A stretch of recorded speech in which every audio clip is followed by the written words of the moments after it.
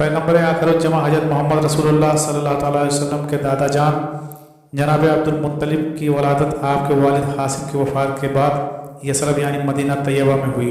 बाज़ रवायत के मुताबिक आप उस वक्त पैदा हो चुके थे और बाज़ के मुताबिक आपकी उम्र 25 साल थी कि जब आपके वालिद हासिम की वफ़ात हुई, लेकिन मशहूर यही है कि हासिम की वफ़ात के बाद ही आपकी पैदाइश हुई थी। आपका असल नाम सैबा या सैबतुल अहमद था और बाज़ रवायत के मुताबिक इसकी एक वजह यह भी थी कि आप नेक कामों में बहुत ज़्यादा सबकत करते थे। जब आपके वालिद हासिम की वफ़ात हुई तो उनकी जानशीनी का सरफ मुतल्लिब को मिला और वही कुरैश के सरदार मुकर्रर हो गए। यूँ हज़रत इस्माईल अलैहिस्सलाम के तमाम तबरुकात मुत्तलिब के हवाले कर दिए गए, जिनमें काबा शरीफ की कुंजियाँ भी थीं। उस वक्त सैबा की उम्र करीबन 7 साल थी और वो मदीना मुनव्वरा में अपनी वालिदा की जेर सरपरस्ती परवरिश पा रहे थे। एक दिन कुरैश के एक जवान का गुजर की तरफ से हुआ तो उसने देखा कि बच्चे तीर अंदाजी में मशगूल हैं। सब बच्चे निशाना लेकर अपने अपने तीर फेंकते, मगर एक बच्चे का तीर हर मर्तबा निशाने पर ही जा लगता और वो हर तीर पर कहता, मैं हासिम का बेटा तीर फेंक रहा हूँ। कुरैश का वो शख्स बहुत हैरान हुआ और वापस मक्का लौट गया। उसने मक्का पहुँचते ही तमाम दास्तान मुत्तलिब को सुनाई और उसने बच्चे की गुर्बत व अफलाह की मंजर कसी करके मुत्तलिब को बहुत शर्मिंदा किया। मुत्तलिब यह शर्मिंदगी बर्दाश्त न कर सका और फौरन तहिया किया कि अब सैबा को मक्का लाए बगैर अपने घर दाखिल नहीं। बस मुत्तलिब ने वहीं से उस शख्स का ऊँट लिया और मदीना का सफ़र शुरू कर दिया। चंद दिन बाद जब मदीना पहुँचे तो चुपके से सैबा को अपने साथ ऊँट पर सवार किया और उनकी वालिदा को बताए बगैर मक्का लेकर रवाना हो गए। रास्ते में जिस भी शख्स ने मुत्तलिब से उस लड़के के बारे में दरियाफ्त किया तो उसने कहा, यह मेरा गुलाम है जिसे मैं मदीना से खरीद कर ला रहा हूँ। मक्का पहुँचकर मुत्तलिब ने सैबा को उम्दा लिबास पहनाया या और बनु अब्द मुनाफ के असराफ की मजलिस में लाकर बिठा दिया। चूँकि रास्ते में मुत्तलिब ने सैबा को अपना गुलाम कहा था तो इस वजह से लोगों ने सैबा को उसके नाम की बजाय अब्दुल मुत्तलिब कहकर पुकारना शुरू कर दिया और उस दिन से ही जनाब सैबा हज़रत अब्दुल मुत्तलिब के लक़ब से मशहूर हो गए।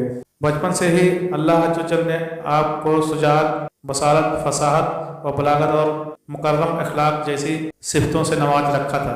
जो ही मुत्तलिब ने इस दार फ़ानी से कूच किया तो अहले मक्का को हज़रत अब्दुल मुत्तलिब के सिवाय दूसरा रहनुमा नज़र न आया। बस कौम की सियादत व अमानत की जिम्मेदारियाँ आपके सुपुर्द कर दी गईं। एक दिन जब आप मुकाम हजर पर सोए हुए थे तो किसी ने आपको ख्वाब में कहा, उठो और पाक चीज़ से नकाब हटाओ। आप बेदार हुए तो बहुत मुताज्जुब हुए कि वो पाक चीज़ क्या हो सकती है। अभी आप इसी कसमकस में थे कि फ़ौरन एक आवाज़ आई, मसनबूता से मिट्टी हटा दो। एक रवायत में बर्रा से मिट्टी हटाने के अल्फाज आए हैं। आप फिर सोचने लगे ये बर्रा क्या चीज़ है। अलगरज इसी हैरत में आप वहाँ से उठे और घर लौट गए। आपने असराफ कुरैश को जमा किया और अपने ख्वाब का तमाम वाक़या कह सुनाया। सरदारान ने कहा, अगर तो यह ख्वाब सच्चा था तो फिक्र न करें, दोबारा हाथफे गैबी से मदद मिलेगी। बस अगले दिन आप फिर उसी जगह आए और दुआ किया, रब मैं चाहता हूँ कि इस भेद को मुझ पर आस्कार फरमा दे और इस मामले में मेरी रहनुमाई फरमा। आप ये दुआ करके उसी जगह लेट कर सो गए जहाँ कल सोए हुए थे। हस्बे साबिक आपने फिर ख्वाब देखा और अब की दफ़ा कोई पुकार रहा था, अय अब्दुल मुत्तलिब उठो और अब जमजम की बाजियाबी की कोशिश करो। उसके बाद जब आप बेदार हुए तो सोचने लगे ये जमजम का कुआं क्या है। शायद ये कोई पानी का कुआं है जो हाजियों की ज़रूरियात के लिए काफ़ी हो जाए। एक दूसरी रवायत में यूँ अल्फाज हैं कि आपको ख्वाब में यह बताया गया था कि यह जमजम ऐसा पानी है जो जिब्राईल अलैहिस्सलाम की ठोकर से निकला है, जिसने इस्माईल अलैहिस्सलाम और उनके ख़ानदान को सैराब किया है। यह पानी बरकतों वाला है जो तकलीफ़ों को दूर करता, बीमारियों से शिफा देता और गजाई बहम पहुँचाता है। और वो उस जगह है जहाँ कुर्बानियों का खून और जानवरों की अलासें डाली जाती हैं। इस जगह की दूसरी अलामत यह है कि वहाँ एक कौवा सुर्ख बुतों के मुकाबले में अपनी चोंच जमीन पर मारता है।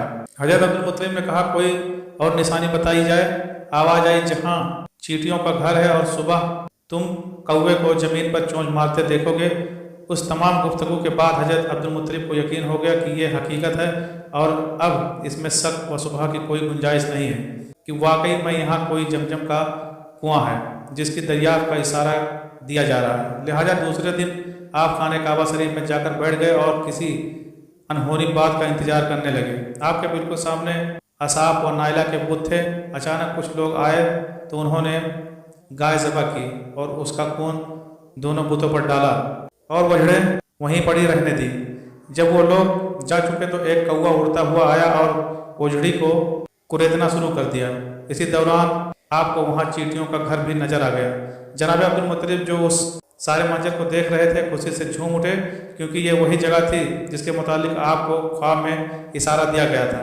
بس آپ نے اپنے فرزند حارث کو اپنے ساتھ لیا اور آب زمزم شریف کی بازیابی کے لیے کھودنا شروع کر دیا، لیکن اس مقصد کے لیے آپ کو اہل مکہ کی مخالفت بھی برداشت کرنی پڑی، کیونکہ وہ نہیں چاہتے تھے کہ یہ سعادت آپ اکیلے کو ملے اور ہمیں بتوں کے سامنے رسوائی کا سامنا کرنا پڑے۔ لہٰذا انہوں نے خود کو بھی اس کام کے لیے پیش کر دیا۔ حضرت عبد المطلب نے ان کی خدمت لینے سے صاف انکار کر دیا تو نوبت لڑائی جھگڑے تک پہنچ گئی۔ چند سرداران مکہ نے جھگڑے سے بچنے کے لیے ایک حل پیش کیا جس پر عمل کیا گیا، تو پھر یہ سعادت حضور علیہ السلام کے دادا جان کے ہی حصے میں آئی۔ الغرض پیغمبر آخرالجماں حضرت محمد صلی اللہ علیہ وسلم کی آمد سے پہلے ہی زمزم شریف کا پانی دوبارہ جاری فرما دیا گیا، جو کہ سینکڑوں سالوں سے بند ہو چکا تھا۔ یوں سرور کائنات صلی اللہ علیہ وسلم کی آمد سے پہلے ہونے والے عجیب معجزات میں سے ایک آب زمزم کا پانی جاری ہونا بھی تھا۔ دعا ہے رب العالمین ہمیں اور آپ کو حج کی سعادت نصیب فرمائے اور کعبۃ اللہ کے